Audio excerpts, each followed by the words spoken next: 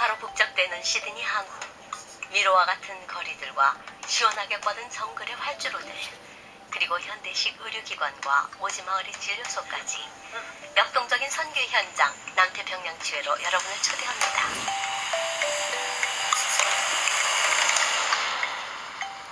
남태평양지회는 호주와 뉴질랜드, 파푸아 뉴기니, 적도 이남의 태평양을 수놓은 섬들로 구성되어 있습니다. 교우 숫자로 보자면 작은 규모이지만 지리적 측면에서는 대규모의 선교 지역이 아닐 수 없습니다. 이 지역 재림교우 대다수는 태평양상에 자리한 수천 개의 섬들에 거주하고 있습니다.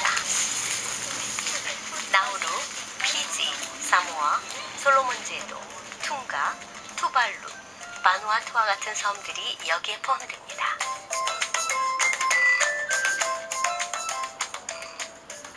지난 세월 많은 재림교회 선교사들이 이 섬 지역으로 파송되었습니다. 세계 선교부장인 게리 크라우스가 그 선교사들을 만나보았습니다. 그 선교사들 중 한 분인 프렌 뉴먼 부인은 1969년 솔로몬 군도 아토이피 병원의 간호사로 파송되었습니다. 지금에 비하면 아주 작은 병원이었죠. 병상은 90개뿐이었는데 환자는 늘 100명도 넘었어요. 그렇군요.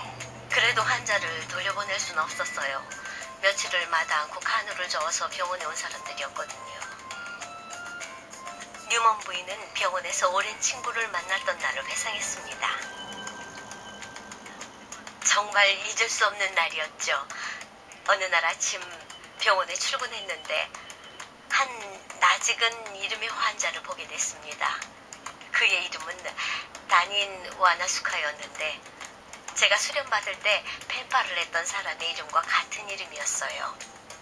확인해봤더니 제 펜팔 친구가 맞더군요. 정말 좁은 세상이군요. 정말 오랜만이었어요. 그래서 그의 마을로 함께 갔습니다. 고원지대에 있는 마을이었는데 사람들이 내려오고 있었어요. 하지만 말라이타에는 길이 없으니 칸으로 타고 왔거나 걸어왔을 거라는 생각이 들더군요. 뉴먼 부인의 말처럼 섬 여행에는 예상치 못했던 일이 일어나곤 하죠.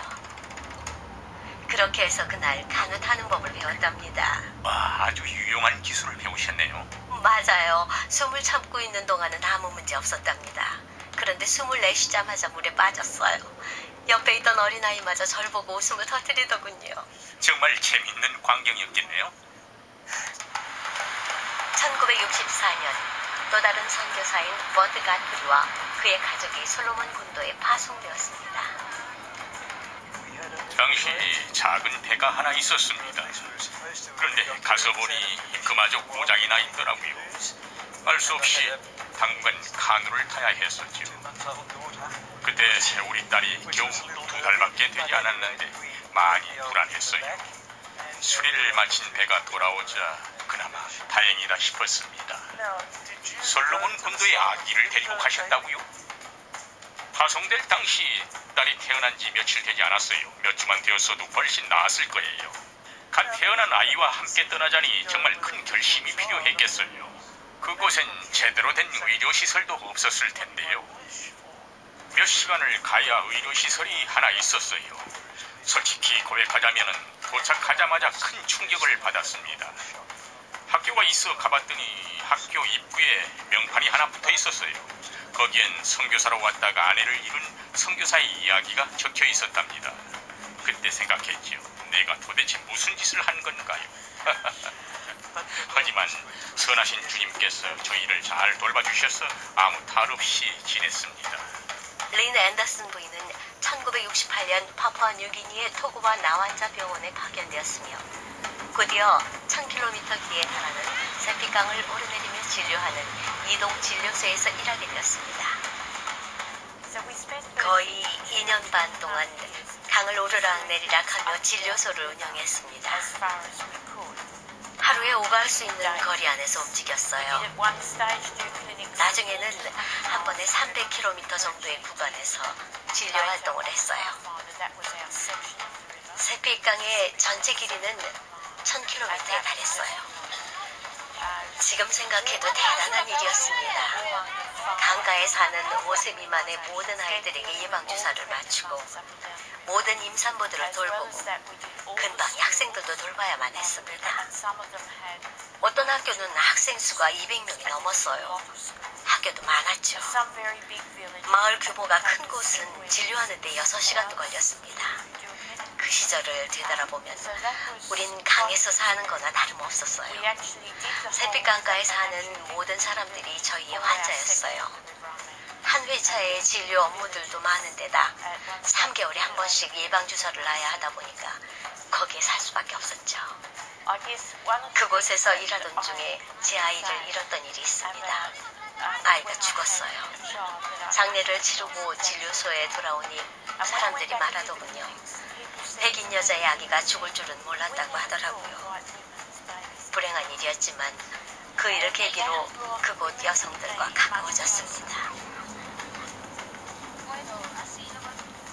셉피강에서 일할 때 첫 아이를 가졌습니다.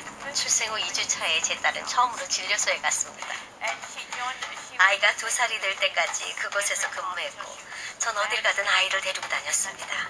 그리고 우리는 토고바로 돌아왔죠. 지난날에 대해 혹시 후회는 없으신가요?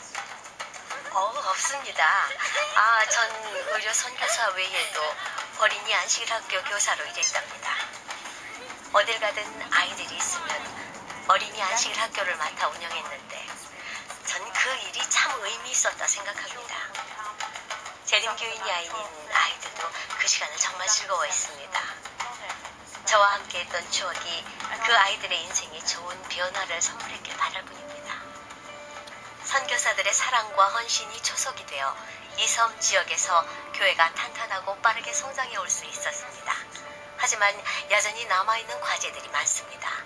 많은 지역들이 아직도 의료 지원 그리고 영적인 돌봄의 사각지대로 남아있습니다. 여러 해 동안 재림교회는 이 오지 마을에서 진료소를 세우고 운영해왔습니다. 시간이 지남에 따라 시설과 장비의 노후 문제가 대두되었습니다.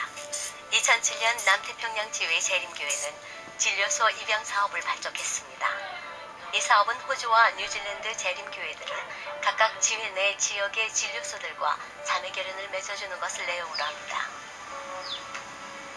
이제 교회는 진료소를 신축하여 사람들의 건강을 더 효과적으로 돌보게 되기를 희망합니다. 몇 년 전 선교 헌금의 도움으로 마련된 선교 비행기가 오지 마을들로 사람들과 자원을 실어 나르고 있습니다. 이 비행기가 닿는 곳마다 사람들의 삶과 영혼에 큰 변화가 일어나고 있습니다. 하지만 아직 넘어야 할 산들이 있습니다. 그중 하나는 호주와 뉴질랜드와 같이 비교적 현대화된 국가들의 영혼들에게 단 하나의 진리인 복음 기별을 전하는 일입니다. 이제 이렇게 호주에 돌아와 있지만 이곳 호주에도 선교지가 있다고 생각합니다. 그리고 여전히 현장에서 일할 수 있어서 그리고 함께 일하는 동역자들에게 제 경험을 통해 주님을 증거할 수 있어서 기쁘게 생각합니다. 남태평양 지회의 선교 사업을 위해 앞으로도 아낌없는 기도와 후원을 부탁드립니다. 감사합니다.